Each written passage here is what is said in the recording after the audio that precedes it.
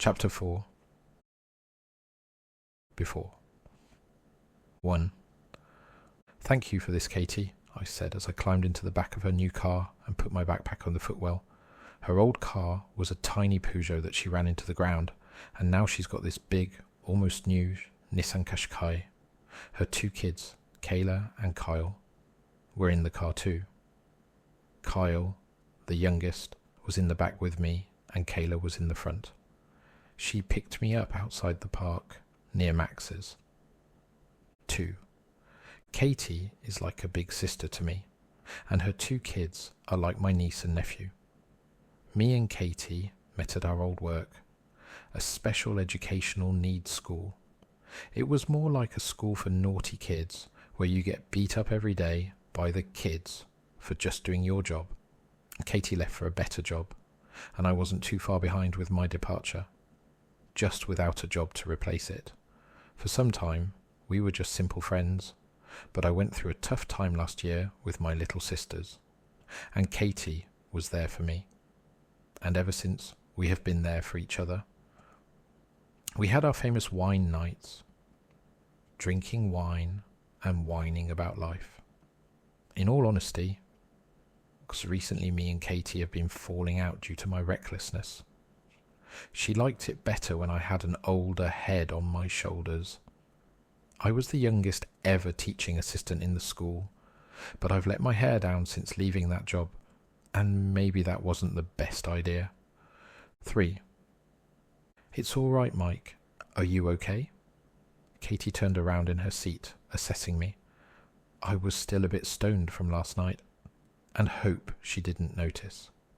"I'm good. Just had a falling out with my mate. I will tell you about it if it's okay to come back to yours for a bit." I hoped it was.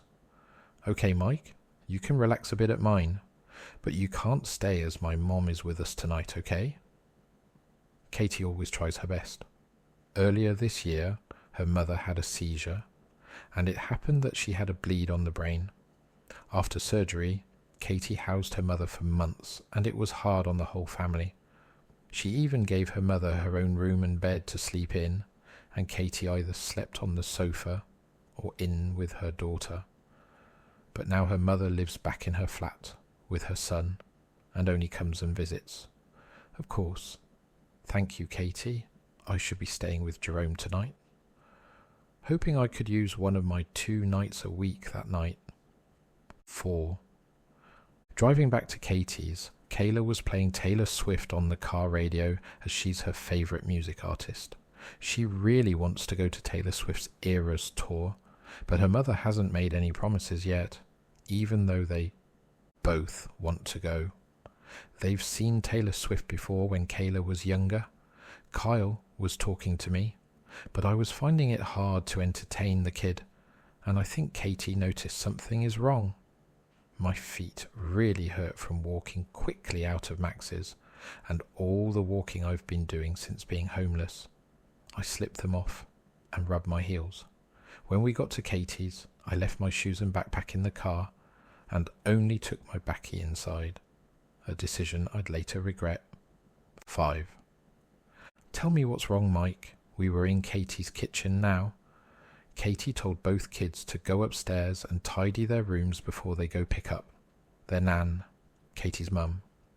Courtney has blocked me on everything. I was sitting on the counter, and she was standing at the counter next to me, rolling fags for both of us. "And why is that?" Katie asked with a tone to her voice. As it was expected, she doesn't like Courtney and thinks she is childish. I don't really take Katie's relationship advice, as she has been in and out of a toxic relationship for the past 5 years. She's never really had a positive relationship. Neither have I, so I can't say much. Well, the only reason I can think of is that I replied to her mother last night about her wanting me to get me done for domestic abuse. But I told her on the phone earlier, and she understood. I think to tell her about Max's messages to her, and in the end I do. "I told you these friends were not good for you, Mike." "They're bad news," said like a real big sister. "I know, Katie, but we do have good times." She passes me a fag she lit off the stove. Thanks. We both take a few drags of our fags in silence before I said, I think I'm going to message her mother. I don't think that's a good idea, Mikey. She stops and then adds, but I can't stop you, and you barely take my advice anyways. She's right, and I did feel bad, but say, I'm just going to see what she says. I finished my fag, threw it out the window, and told Katie that I'm going to sit in the living room and charge my phone after I send Courtney's mother a message. Okay, Mike, I'll be in after I do the washing up. 6. Well, as Katie expected, it was not a good idea. Courtney called my phone. I answered. Who do you think you are? Who the fuck do you think you're talking to my mother like that? Courtney was charming with her words as ever. I responded calmly with, Mind your language, Courtney. I'm with Katie, and children are around. Kyle was on the floor watching YouTube on the TV, and Katie was on the other sofa. Kayla was still upstairs, cleaning up the never-ending mess which is her bedroom. Sorry, but why are you talking to my mum like that? That's better. The girl was being more polite now. I may or may not have been so polite to her mother, telling her how things were and how she's a helicopter parent, and that I'm just showing her daughter a good time. There may have also been some foul language in my messages. She started it, Courtney. I told you what my response was to your mum last night, and you approved, and now I'm blocked on everything because I'm assuming your mum told you too. But you can't speak to my mum like that. Her voice was so whiny. I'm sorry. But why did you block me on everything when you said last night it was okay? I don't... Courtney was cut off by her mother. Mike, I know you're being polite because you know I'm here. That was her mother. I didn't know she was there, but I did suspect it. Hi, Sally. I'm just trying to get to the bottom of this with your daughter. I was still calm, but I hate hearing her mother's voice. Well, stop. Courtney doesn't want you. I haven't heard that from her. I don't fucking want you. That's Courtney. Remember your language. There are kids here. That's said with a cocky, calm manner. Mike, just stop with this and leave us alone. That's her mother again. Before I could respond, Katie motioned for me to give her the phone. Why? I asked her with a smile. Just give it here, Mike.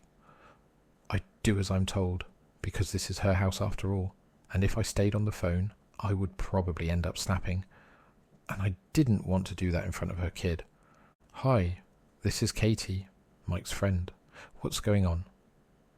Katie was now talking to Courtney's mother, and took the phone outside. I followed to the kitchen, but I couldn't hear, so I just rolled a fag and waited. 7.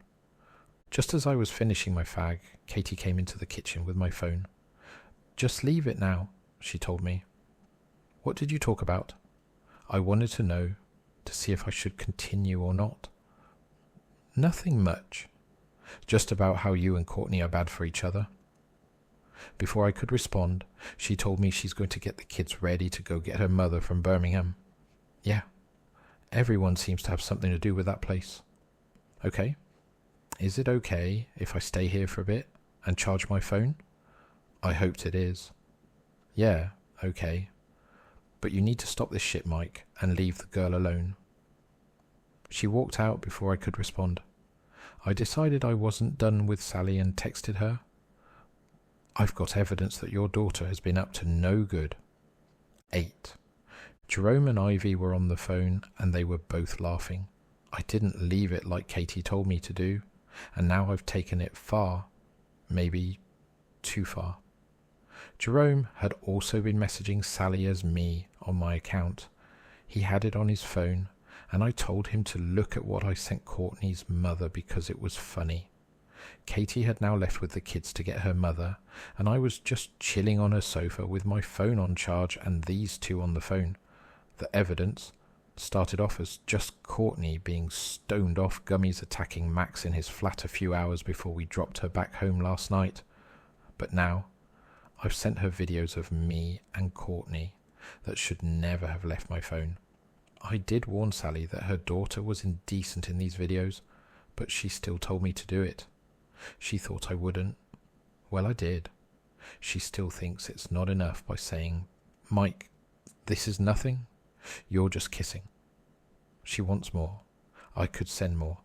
But should I? Shall I send her something with a bit more oomph? I asked Jerome and Ivy. I could hear the doubt in my voice. You won't, Jerome says. He knew what I was thinking, but it's risky. Don't tell me I won't do something because I will, I tell them, with a sarcastic laugh. Oh, do it, Ivy says. I do it. At the time it felt like control. Looking back, it was hurt, confused with anger and frustration. Sending, I tell Jerome and Ivy and message Sally. Don't worry, more is sending. As I watch sending turn to delivered.